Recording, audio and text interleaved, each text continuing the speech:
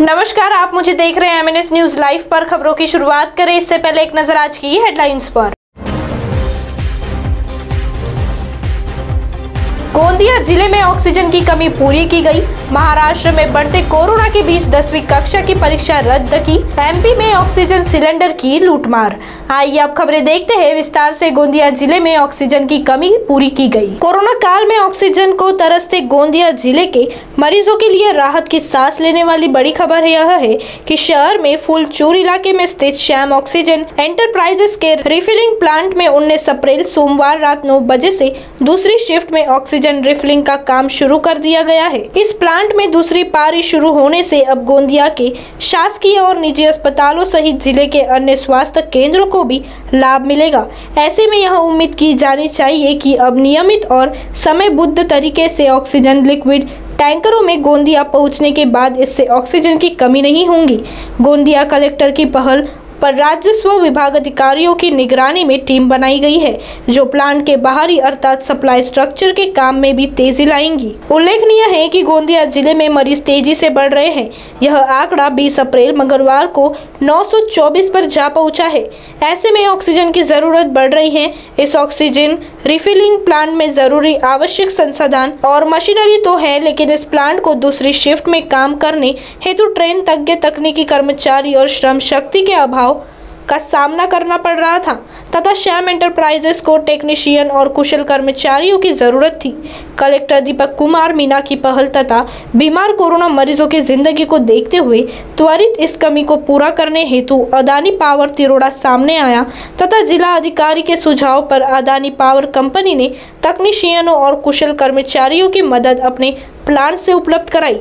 Jumbo oxygen cylinder को refilling दूसरी shift में भी तैयार किए जाने का काम शुरू हो चुका है। तो वही दूसरी ओर महाराष्ट्र में बढ़ते कोरोना के बीच 10वीं कक्षा की परीक्षा रद्द। केंद्रीय माध्यमिक शिक्षा बोर्ड के बाद महाराष्ट्र बोर्ड की कक्षा 10वीं की परीक्षा भी रद्द कर दी गई है।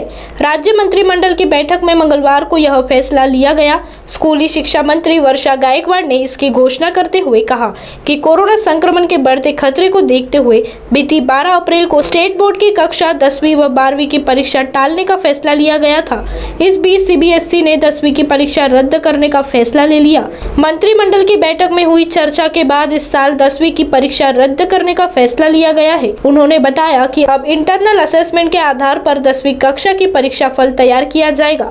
जिन छात्रों को अधिक अंक अर्जित करने की अपेक्षा होगी, उनके लिए परीक्षा आयोजित करने के बारे में फैसला लिया जाएगा। नमस्कार। कोरोनाचा प्रादुर्भाव वाढत असल्याचं पाहून 12 एप्रिलला जी आमची माननीय मुख्यमंत्री महोदयांची बैठक झाली होती, त्या बैठकीमध्ये 10वी आणि 12वीच्या परीक्षा पुढे ढकलण्याचा म्हणजे पोस्टपोन करण्याचा निर्णय झाला होता। आपण सगळेजण जाणता की आम्ही इतरही बोर्डाला या संदर्भामध्ये जे आहे ते सांगितलं होतं आणि रिक्वेस्ट केली होती, सूचना केल्या होत्या की आपण सुद्धा आपल्या परीक्षा ज्या आहेत त्या संदर्भामध्ये निर्णय घ्यावा। त्याप्रमाणे राष्ट्रीय आणि आंतरराष्ट्रीय बोर्डाच्या माध्यमातून निर्णय घेण्यात आला की 10वीच्या परीक्षा ज्या आहेत त्या कॅन्सल करण्यात याव्या आणि 12वीच्या परीक्षा नेहमीप्रमाणे घेण्यात येण्यासंदर्भामधला आणि पोस्टपोन करण्यासंदर्भामधला निर्णय घेण्यात आला।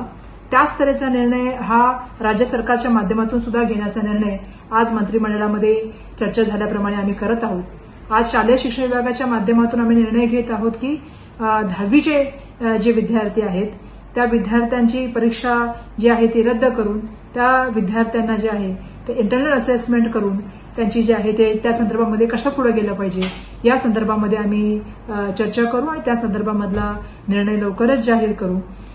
या ठिकाणी मला सांगायला पाहिजे की ज्या विद्यार्थ्यांना अपग्रेड मार्क पाहिजे असतील किंवा ज्यांना जास्त मार्कासंदर्भात अपेक्षा असेल अशा विद्यार्थ्यांसंदर्भात सुद्धा परीक्षा घ्यायची किंवा कशा तऱ्हेने पुढे जायचं या संदर्भातला सुद्धा निर्णय आम्ही भविष्यामध्ये सांगू।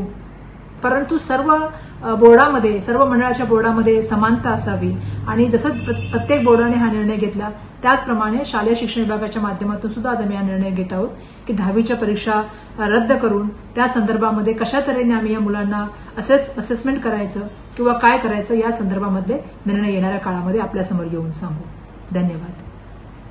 तो वही तीसरी ओर एमपी में ऑक्सीजन सिलेंडर की लूटमार। उपचुनाव वाले दमोह में मंगलवार रात सरकार ने जिला अस्पताल में ऑक्सीजन पहुंचाई। ऑक्सीजन पहुंचते ही मरीजों के परिजनों ने सिलेंडर की लूटमार शुरू कर दी। एक सिलेंडर की जगह लोग दो सिलेंडर उठाकर भागने लगे। स्टाफ ने जब सिलेंडर वापस मांगे तो परिजन बदतमीजी पर उतर आए। हालात इतने बिगड़े कि पुलिस बुलानी पड़ी। मौके पर पुलिस पहुंची तो भी परिजनों ने सिलेंडर वापस नहीं दिए। बुधवार सुबह सिलेंडरों की जरूरत पड़ी तो हंगामा मचा। फिर पुलिस आई और लोगों से बातचीत की, लेकिन लोग सिलेंडर देने को तैयार नहीं थे। उन्होंने कहा कि अस्पताल पर भरोसा नहीं है। किसी तरह पुलिस कुछ सिलेंडर ला पाई, लेकिन कई लोगों ने अभी भी सिलेंडर वापस नहीं किए हैं। अब आप हमारे चैनल को ऐप पर भी देख सकते हैं। प्ले स्टोर में जाकर MNS हिंदी लिखिए और ऐप डाउनलोड कीजिए। साथ ही साथ आप हमारे फेसबुक पेज को भी लाइक कर सकते हैं और उन पर भी खबरें देख सकते हैं। लिंक हाइक ट्विटर, इंस्टाग्राम पर भी आप हमारे खबरों को देख सकते हैं। आप हमारे चैनल को यूट्यूब पर भी देख सकते हैं और इस यूट्यूब चैनल को सब्सक्राइब करना ना भूलें। फिलहाल वक्त तो चला है एक ब्रेक का। ब्रेक से लौटने के बाद देश और दुनिया की तमाम खबरें देखने के लिए जुड़े रहिए हमारे साथ MNS न्यूज लाइव पर। नमस्कार।